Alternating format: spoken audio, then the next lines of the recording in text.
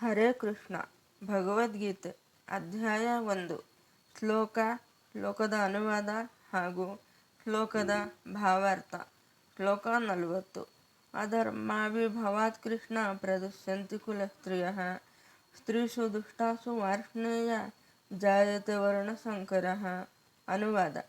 ಹೇ ಕೃಷ್ಣ, ಕುಟುಂಬದಲ್ಲಿ ಅಧರ್ಮವು ಪ್ರಧಾನವಾದಾಗ ಕುಲಸ್ತ್ರೀಯರು ನೀತಿಭ್ರಷ್ಟರಾಗುತ್ತಾರೆ. ಸ್ತ್ರೀಯರು ಪತಿತರಾದಾಗ ಹೇ ವಾರ್ಷ್ಣೇಯ ಅನಿಷ್ಟ ಸಂತಾನ ಸೃಷ್ಟಿಯಾಗುತ್ತದೆ.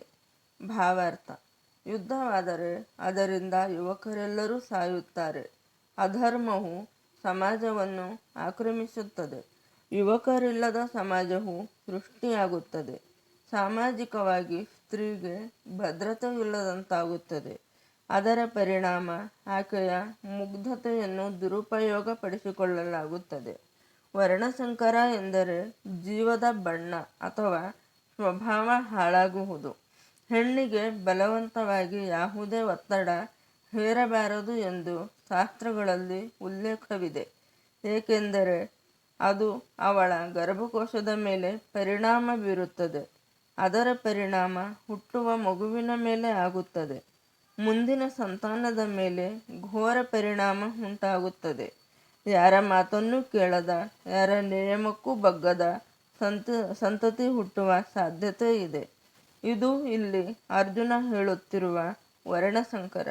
ಇಲ್ಲಿ ಅರ್ಜುನ ಕೃಷ್ಣನನ್ನು ವಾರ್ಷ್ಣೇಯ ಎಂದು ಸಂಬೋಧಿಸಿದ್ದಾನೆ. ಯಾದವ ಮನೆತನದ ಹಿರಿಯ ರಾಜ ವೃಷ್ಣಿ.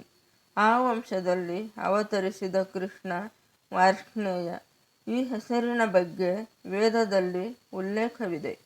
ಬಯಸಿದ್ದನ್ನು ಕೊಡುವ ಹಿರಿಯ ಶಕ್ತಿಗಳಾದ ದೇವತೆಗಳ ಒಡೆಯ ಭಗವಂತ ವಾರ್ಷ್ಣೇಯ.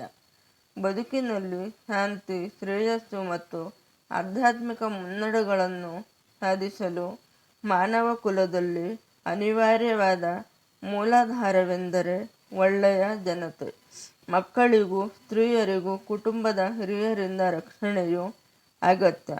ಹಲವಾರು ಧಾರ್ಮಿಕ ವಿಧಿಗಳಲ್ಲಿ ಮಗ್ನರಾದ ಸ್ತ್ರೀಯರ ಪಾತಿವ್ರತ್ಯ ಮತ್ತು ನಿಷ್ಠೆಯೇ ಆಧ್ಯಾತ್ಮಿಕ ಬೆಳವಣಿಗೆಗೆ ಆಧಾರ. ಅನಪೇಕ್ಷಿತ ಮಕ್ಕಳು ಮಾನವ ಕುಲವನ್ನು ತುಂಬಿ ಯುದ್ಧ ಮತ್ತು ಕ್ಷಾಮಗಳ ಅಪಾಯವು ತಲೆದೋರುತ್ತದೆ. ಶ್ಲೋಕ 41. ಶಂಕರೋ ನರಕಾಯ ಇವ ಕುಲಘ್ನಾನಾಂ ಕುಲಸ್ಯ ಚ ಪತಂತಿ ಪಿತರೋ ಹೇಷಾಂ ಲುಪ್ತಪಿಂಡೋದಕ ಕ್ರಿಯಾಃ. ಅನುವಾದ.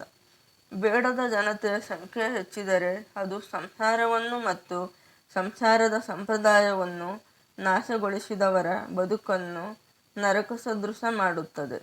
ಇಂತಹ ಭ್ರಷ್ಟ ಸಂಸಾರಗಳ ಪೂರ್ವಿಕರು ಪತನ ಹೊಂದುತ್ತಾರೆ. ಏಕೆಂದರೆ ಅವರಿಗಾಗಿ ನಡೆಯಬೇಕಾದ ಪಿಂಡೋದಕ ಕ್ರಿಯೆಗಳು ಸಂಪೂರ್ಣವಾಗಿ ನಿಂತು ಹೋಗುತ್ತವೆ. ಭಾವಾರ್ಥ. ಕಾಮ್ಯಕರ್ಮದ ನಿಯಮಗಳ ಪ್ರಕಾರ ಪೂರ್ವಿಕರಿಗೆ ಕಾಲಕಾಲಕ್ಕೆ ಪಿಂಡೋದಕ ಪ್ರದಾನವು ಅಗತ್ಯ.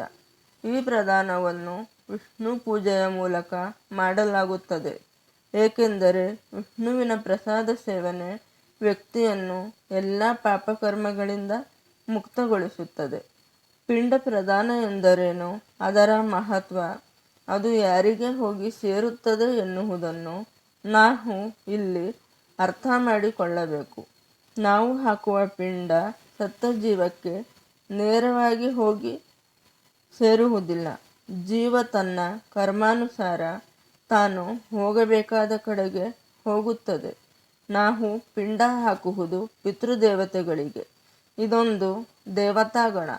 ಅದರಲ್ಲಿ ಒಟ್ಟು 100 ದೇವತೆಗಳು. ಅವರಲ್ಲಿ 3 ಪ್ರಧಾನ ಪಿತೃಗಳು. ಸತ್ತ ನಂತರ ಸ್ಥೂಲ ಶರೀರದಿಂದ ಹೊರಬಂದ ಮೇಲೆ ಜೀವವನ್ನು ರಕ್ಷಿಸುವ ದೇವತಾಗಣ ಪಿತೃಗಣ. ಈ ಪಿತೃಗಳನ್ನು ನಿಯಂತ್ರಿಸುವವರು ವಸು, ರುದ್ರ, ಆದಿತ್ಯರು. ಈ ಪಿತೃದೇವತೆಗಳನ್ನು ನಮ್ಮ ಪೂರ್ವಜರು ತೀರಿಕೊಂಡ ದಿನದಂದು ಆರಾಧನೆ ಮಾಡುವುದು ಸಂಪ್ರದಾಯ. ಇಲ್ಲಿ ಪಿತೃಗಳಿಗೆ ಪಿಂಡ ಪ್ರದಾನ ಮಾಡುವ ಕಾರಣವೇನೆಂದರೆ, ಒಂದು ವೇಳೆ ನಮ್ಮ ಹಿರಿಯರಿಗೆ ಅವರ ದಾರಿಯಲ್ಲಿ ಬಾಧಕಗಳಿದ್ದರೆ ನಿವಾರಣೆಯಾಗುತ್ತದೆ. ಕೆಲವೊಮ್ಮೆ ಕೆಲವರು ಸ್ಥೂಲ ದೇಹವನ್ನು ಪಡೆಯಲಾಗದೆ ಪ್ರೇತಗಳಾಗಿ ಸೂಕ್ಷ್ಮ ಶರೀರದಲ್ಲೇ ಉಳಿಯಬೇಕಾಗಿ ಬರಬಹುದು.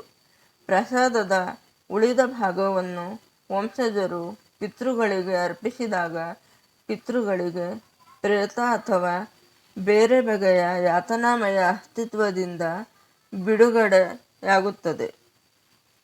ಇನ್ನು ಕಾಗೆ ಮುಟ್ಟುವುದು ಎಂದರೆ ಪಿತೃದೇವತೆಗಳು ನಮ್ಮ ಪೂಜೆಯನ್ನು ಸ್ವೀಕರಿಸಿದ ಶಕುನದ ಸಂಕೇತ. ಭಕ್ತಿಪೂರ್ವಕ ಸೇವೆ ಸಲ್ಲಿಸಿದ ಮಾತ್ರದಿಂದಲೇ ಒಬ್ಬ ಮನುಷ್ಯನು ನೂರಾರು ಮಂದಿ, ಸಾವಿರಾರು ಮಂದಿ ಪೂರ್ವಿಕರನ್ನು ಎಲ್ಲ ಬಗೆಯ ಯಾತನೆಗಳಿಂದ ಬಿಡುಗಡೆ ಮಾಡಬಹುದು. ಹರೇ ಕೃಷ್ಣ.